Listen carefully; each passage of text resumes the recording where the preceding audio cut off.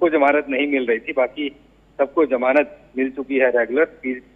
पीछे उनका स्वास्थ्य खराब हुआ था तो कोर्ट ने उनको करीब से स्वास्थ्य लाभ लेने के लिए पैरोल दी थी, लेकिन उसके बाद दोबारा उनको जाना पड़ा था जेल में।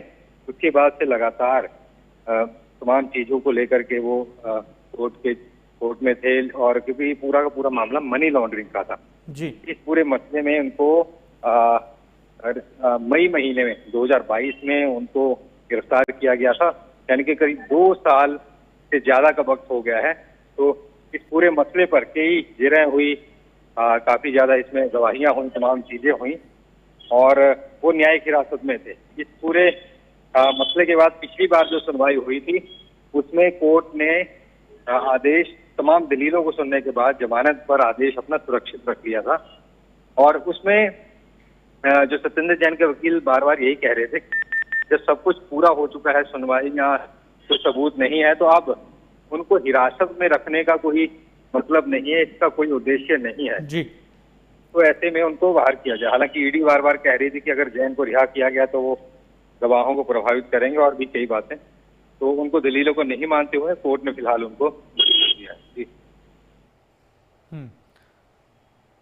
नितिन, एक बड़ा पॉइंट यहाँ पर यह भी है, अब स्वाभाविक है कि जो आम आदमी पार्टी पहले कम से कम बड़े चेहरों की कमी महसूस कर रही थी, अब वो बड़े चेहरे जेल से बाहर हैं, किसी को रेगुलर बेल मिली है, किसी को सशर्त जमानत मिली है, अलग अलग कारण है, लेकिन अब आम आदमी पार्टी की वो जो यूनिटी है, इसका मतलब एक बार फिर से वही स्थिति में आम आदमी पार्टी दिखाई दे रही है।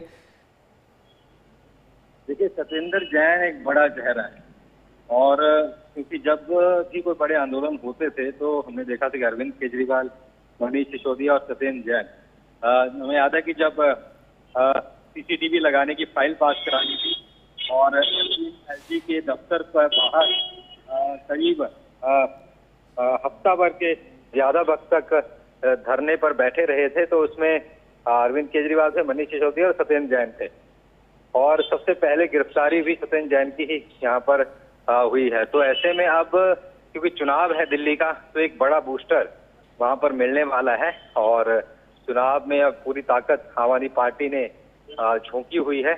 और इसके अलावा अब प्रचार प्रसार ही पूरा कर लिया जाएगा। मनीष सिसोदिया से शुरुआत हुई थी, संजय सिंह से शुरुआत हुई थी रेगुलर जमानत मिलने की जी। उसके बाद फिर मनीष सिसोदिया को रेगुलर जमानत मिली, और फिर अब सत्येंद्र जैन को जमानत मिल गई। तो कहीं ना कहीं आम आदमी पार्टी के लिए एक बड़ा फैक्टर ये रहने वाला है। जी।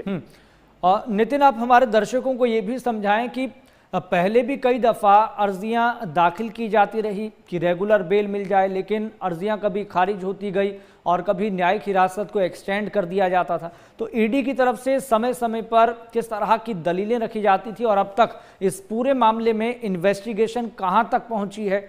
और क्योंकि स्वाभाविक है कि अभी तक की जो इन्वेस्टिगेशन हुई है उससे कोर्ट सेटिस्फाइड नहीं है, तभी सबूतों के अभाव में अभी तक जो चीज़ समझ आ रही है, जो चीज़ दिख रही है, तभी जमानत ये दी गई है। देखो, अगर किसी इस पूरे मसले पर जो मनी लॉन्ड्रिंग का केस होता है यश, उसमें जमानत इसलिए कहा जाता है कि जल्दी नहीं मिलती क्योंकि मनी ट्रेल ढूंढने होते हैं जी।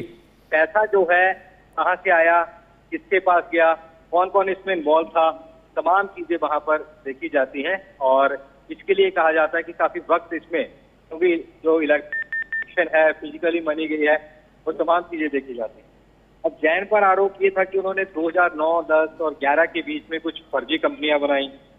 इन कंपनियों में के जरिए जो है वो सारा का सारा पैसे को, ब्लैक को व्हाइट किया गया जी। तो इस मामले में आरोपी जैन ही नहीं और उनकी पत्नी भी और साथ में और जानकार, चाहे वैभव जैन हो, अंकुश जैन हो, ये तमाम उसमें इसमें वो भी इसमें उनका नाम है। और इसके साथ साथ कुछ कंपनियों को भी आरोपी बनाया गया है, और इसी के मद्देनजर कहा गया कि मल्टीपल कंपनियां बनाई, ब्लैक को व्हाइट किया गया, उसको उनको फिर गिरफ्तार किया गया था। उसके बाद लगातार यहाँ पर जांच चलती रही, और उतने में फिर शराब घोटाले वाला मामला सामने आया, तो बाकियों को भी ईडी ने हिरासत में ले लिया। और पिछले क्योंकि 5 अक्टूबर को ही मामला ट्रायल कोर्ट ने, हालांकि अब ये हो सकता है कि इस फैसले के खिलाफ अपील कर सकती है ईडी, लेकिन उसमें कितनी राहत मिलती है ये कोर्ट में ही देखना होगा। जी ठीक है नितिन, बहुत बहुत शुक्रिया जानकारी साझा करने के लिए। आप नज़र बनाए रखिए। तो संवाददाता नितिन धीमान हमारे साथ जुड़े हुए थे। तो मनी लॉन्ड्रिंग केस में सत्येंद्र जैन को जमानत मिल गई है। हालांकि देश से बाहर जाने पर रोक लगाई गई है। 50,000 के निजी मुचलके पर यह जमानत मिली है। और एक और पॉइंट ये कि इस केस से जुड़े हुए जो व्यक्ति हैं, जो लोग हैं, उनसे मुलाकात नहीं कर सकते सत्येंद्र जैन। ये भी सख्त हिदायत दी गई है। और बड़ी बात यह भी है, आम आदमी पार्टी के लिए राहत की खबर इसलिए भी है क्योंकि दिल्ली विधानसभा चुनाव होने हैं 2025 फरवरी का महीना।